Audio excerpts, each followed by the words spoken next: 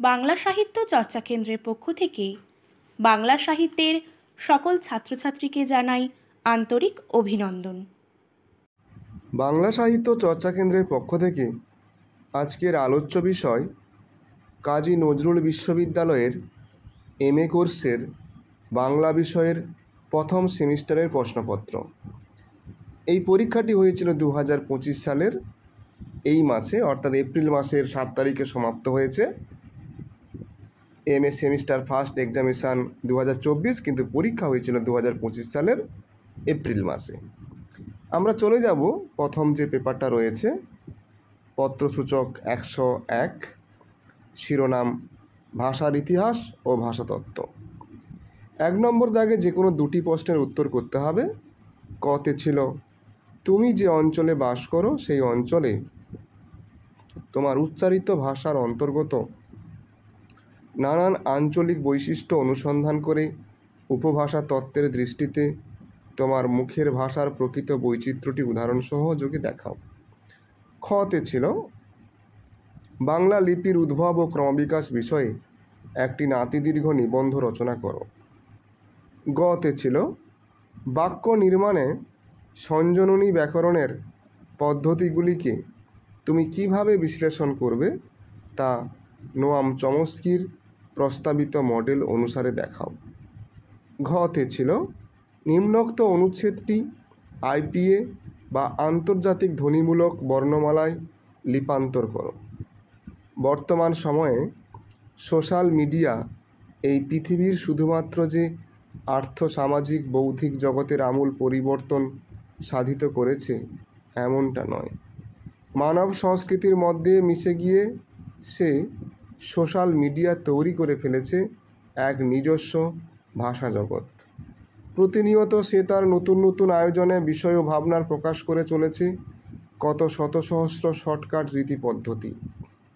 কত কম সময়ে কত বেশি বলা যায় ইউজারদের কাছে একটি যেন চ্যালেঞ্জ। ফলে ভাষা জগতে আগমন ঘটে চলেছে মনের ভাব প্রকাশের নিত্য নতুন কৌশল। কথ্য ভাষার সঙ্গে শুধু নয়, লেখ্য ভাষা তথা সাহিত্যের ভাষার বিবিধ ক্ষেত্রের সঙ্গেও তাই সোশ্যাল মিডিয়ার লেখার ভাষার প্রকৌশল ঘটে যাচ্ছে প্রভেদ।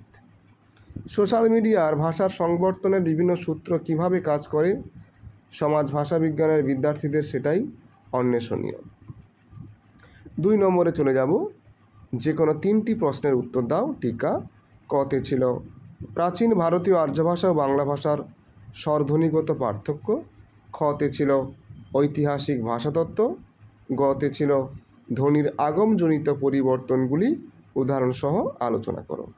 ঘতে ছিল সিন্ধুলিপি। ওতে ছিল বাংলা বাক্যের পদগুচ্ছ সংগঠন সূত্র। এরপরে আমি চলে যাব বিষয় বাংলা, পত্র শিরোনাম প্রাচীন ও মধ্যযুগের কাব্যকবিতা 1, পত্রসূচক C102। 1 নম্বর দাগে যে কোনো দুটি প্রশ্নের উত্তর দিতে হবে। কতে ছিল বজ্রযানী সাধন সঙ্গীত চর্যাগীতিগুলির মধ্যে নিহিত রয়েছে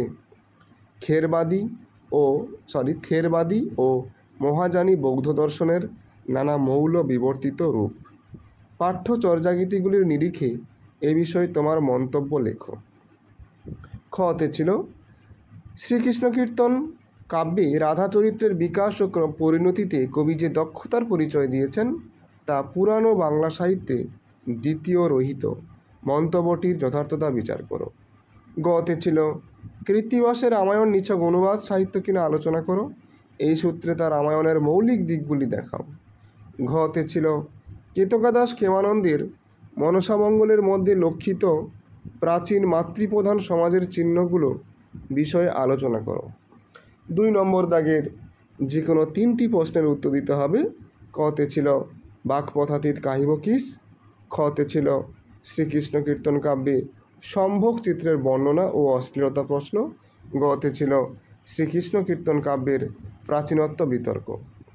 ঘতে ছিল কৃত্তিবাসী রামায়ণ ও ভক্তিরস। ওতে ছিল হাসন হুসন পালা। এরপরে চলে যাব পত্র শিরোনাম প্রাচীন ও মধ্যযুগের কাব্যকবিতা 2, পত্রসূচক 103। 1 দাগের যে কোনো দুটি প্রশ্নের উত্তর দিতে হবে। কতে ছিল এই মতো চৈতন্যকৃষ্ণ পূর্ণ ভগবান যুগধর্ম প্রবর্তন নহে তার কাম। এই বক্তব্যের নিরিখে বাংলা চরিত সাহিত্যের ধারায় কৃষ্ণদাস কবিরাজের চৈতন্য চরিতামৃতের বিশিষ্টতা ব্যাখ্যা করো।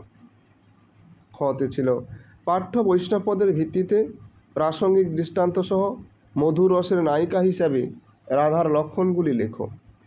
গতে ছিল দৌলত কাজীর লোরচন্দ্রাণী ও সতী ময়না কাব্যের ময়না ও চন্দ্রাণী দুই ভিন্ন আদর্শের নারী চরিত্র, মন্তব্যটি বিশ্লেষণ করো। ঘতে ছিল ময়মনসিংহ গীতিকায় বর্ণিত নারী চরিত্রগুলির গুরুত্ব বর্ণনা করো। দুয়ের দাগে যে কোনো তিনটি প্রশ্নের উত্তর দিতে হবে। কতে ছিল আত্মেন্দ্রিয় প্রীতি ইচ্ছা তারে বলি কাম, কৃষ্ণেন্দ্রিয় প্রীতি ইচ্ছা ধরে প্রেম নাম। খতে ছিল ব্রজবুলি। গতে ছিল সব রস হইতে শৃঙ্গারে অধিক মাধুরী। ঘতে ছিল ময়নামতির বারোমাসা। ওতে ছিল ময়মনসিংহ গীতিকায় উল্লিখিত সমাজচিত্র। এরপরে চলে যাব বিষয় বাংলা, পত্রসূচক 104, পত্র শিরোনাম আধুনিক বাংলা সাহিত্য। একের দাগে যে কোনো দুটি প্রশ্নের উত্তর দিতে হবে, প্রতিটি প্রশ্নের মান 10। কতে ছিল 19 শতকের বাংলা সাহিত্যে আত্মজীবনী নামক নতুন সংগ্রুপের আবির্ভাবকে প্রাসঙ্গিক দৃষ্টান্ত সহ আলোচনা করো। খতে ছিল 19 শতকের গোড়ায় মুদ্রণ সংস্কৃতি এগিয়েছে পুঁথি সংস্কৃতির সঙ্গে নানা বোঝাপড়ার মাধ্যমে। সাংস্কৃতিক পালাবদলের ইতিহাসটিকে তুমি কিভাবে বিবেচনা করবে। গতে ছিল বঙ্গভঙ্গ বিরোধী আন্দোলন ও স্বদেশী আন্দোলনের প্রেক্ষাপটে বাংলা সাহিত্য চর্চার ধারায় সমসাময়িক পত্রপত্রিকার ভূমিকা বিষয়ে একটি নিবন্ধ রচনা করো। ঘতে ছিল নকশালবাড়ি আন্দোলন ও বাংলা সাহিত্য চর্চার ধারা বিষয়ে একটি নিবন্ধ রচনা করো। দুইয়ের দাগে যে কোনো তিনটি প্রশ্নের উত্তর দিতে হবে। কতে ছিল 19 শতকের বাংলা গদ্যে জ্যোতিচিহ্ন ব্যবহারের বিবর্তন লেখো। খতে ছিল 19 শতকের গীতিকবি হিসাবে বিহারীলাল চক্রবর্তীর অবদান লেখো। গতে ছিল গণনাট্য আন্দোলন ও বাংলা সাহিত্য। ঘতে ছিল 50-এর মন্বন্তর ও বাংলা কথা সাহিত্যের ধারা বিষয়ে সংক্ষেপে আলোচনা করো। ওতে ছিল বিশ্বায়ন ও বাংলা সাহিত্য সংস্কৃতি ধারা বিষয়ে সংক্ষেপে আলোচনা করো। এরপরে চলে যাব পত্রসূচক 105 এবং এটাই হচ্ছে শেষ পত্র শিরোনাম 19 শতকের কাব্য কবিতা। একের দাগে দুটো প্রশ্ন করতে হবে। কতে ছিল প্রমীলা রেনেসা উদ্ভূত মধুসূদনের অক্ষয় সৃষ্টি। মেঘনাদবধ কাব্যে প্রমীলা প্রসঙ্গে কথাটি কতটা যথোপযুক্ত আলোচনা করো। খতে ছিল স্বপ্নপ্রয়াণ কাব্যে তত্ত্বকথা ও রূপকের আড়ালে কবি দ্বিজেন্দ্রনাথ ঠাকুর জীবনের কোন সত্যকে তুলে ধরেছেন দ্বিতীয় স্বর্গ অবলম্বনে আলোচনা করো। গতে ছিল চিত্রাকাব্যে প্রেম ও প্রকৃতি চেতনা সম্পর্কে বিশদে আলোচনা করো। ঘতে ছিল উপহার ও নিবেদন অংশ বাদ দিলে এশার 4টি পর্যায় মৃত্যু, অশৌচ, শোক ও সান্ত্বনা, এই 4টি পর্যায়ে কবির অনুভব কিভাবে আত্মহারা শোক থেকে আত্মস্থ হওয়ার বোধে উত্তীর্ণ হয়েছে তা পংক্তির উল্লেখ সহ বিশ্লেষণ করো।